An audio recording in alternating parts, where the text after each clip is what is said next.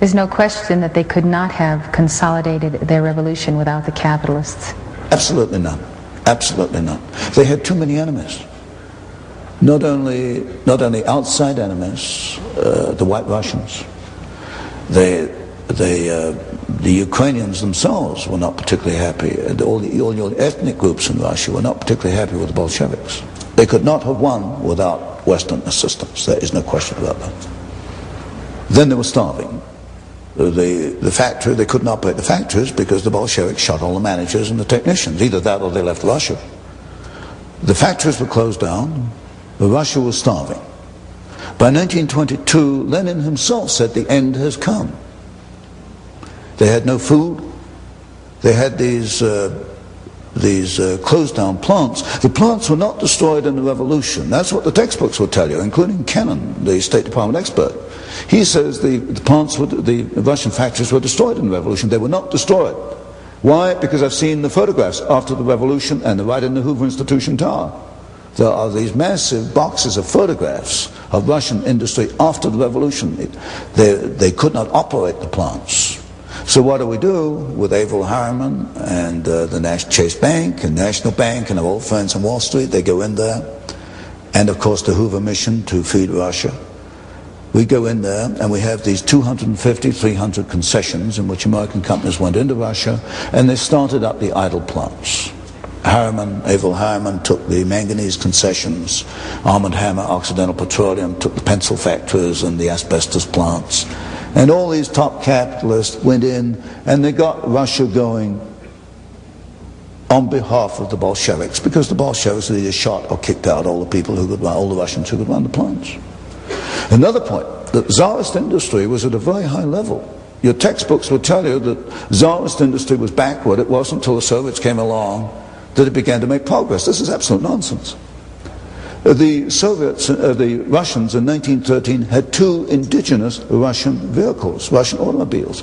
There has never been an indigenous Soviet automobile. They've all come from the West.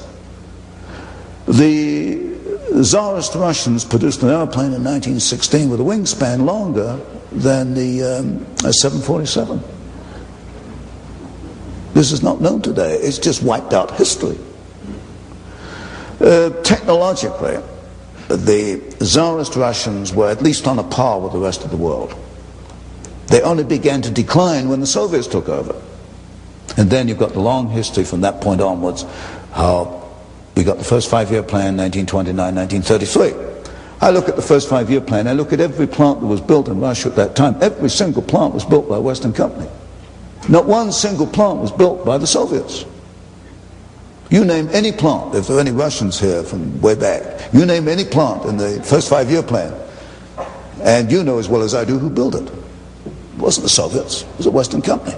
And you run down the list, Caterpillar tractor. There are more Caterpillar tractors in the Soviet Union than there are outside the Soviet Union.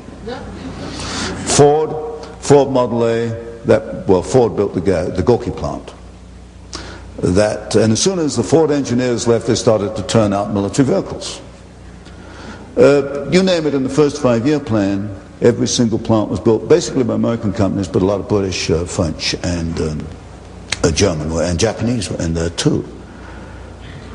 Then the second five-year plan in the 1930s was a duplicate. They tried to copy the first five-year plan with their own resources. They fell flat on their faces, and they had to come back to the Western companies for assistance to duplicate the plants put in the first five-year plan. And for example, I was in Douglas Aircraft Company. They let me into their files, and it was amazing the detailed assistance given by Douglas Aircraft. They bought one DC-3, and then they bought a DC-3 in sub-assembly and all kinds of duplicate spare parts to get the thing going. And then we've got that story, I don't know how much detail you want, which continues right up to today, July 1, 1987. And you mentioned, I think, this morning, the Toshiba and the Toshiba Japanese plant and the Norwegian company, a government-owned plant, which provided the milling machines which enabled now the Soviet submarines to be 10 times quieter than they were before, and that's going to cost us $4 billion so that we can offset what we have given them. And this stupidity has continued stupidity in my sense. From the viewpoint of a Wall Street capitalist, I guess it's smart business. This has continued for 60 years. And this supposedly by our allies, but this is not the people of Japan and Norway. No. This is again the internationalists. It's the internationalists. Toshiba represented on the Trilateral Commission founded by David Rockefeller in 1973. It's your top corporate elitists, your top corporate establishment attorneys, the top politicians. Senator Mansfield once said, you don't get along unless you go along.